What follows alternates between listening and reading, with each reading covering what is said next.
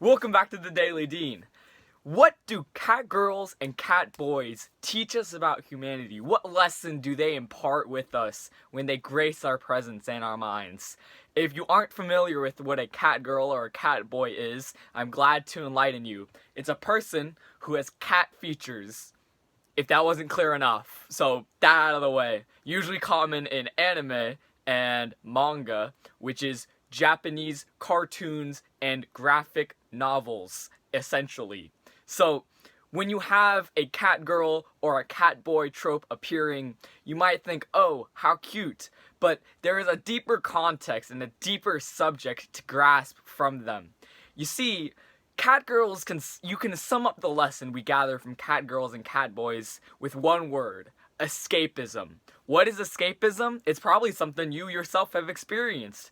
I personally know it as receding into a fantasy kind of imaginary world or creation of yours, like via writing, drawing, whatever, in order to cope with your problems in real life, in, other junk. And catgirls embody that. When we want something to be better, we can't just, make it instantly happen. So in the meantime, we use escapism for many of us in order to cope with our problems. Catgirls are a creative embodiment of escapism, because while catgirls sadly do not exist in reality, I'm sorry, I keep using catgirls or catboys do not truly exist in reality as far as we know. They share the sentiment of having fantasy be reality. So even though we may not have catgirls or catboys in our world, then at least, at the very least, we have them existing in our own imagination, our own media, our own, entertainment. But there's more to catgirls and catboys and escapism than I might be letting on to.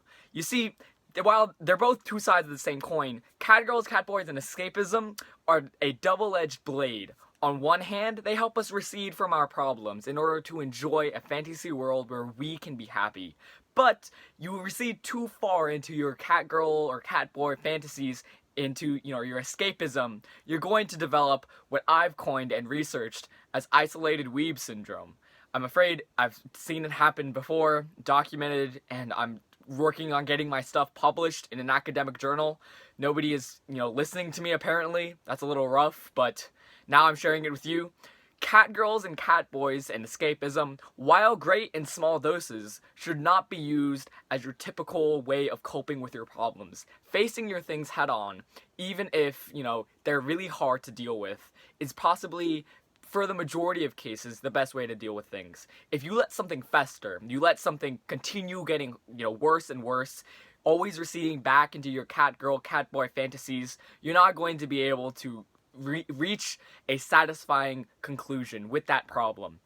So, don't stress too hard about your problems that you forgo escapism, right? Escapism is healthy in healthy doses, but don't rely on your catgirls and catboys in such a manner that it disconnects you from reality. Now, with all that said, I hope you have a wonderful week, and that is all. So, goodbye.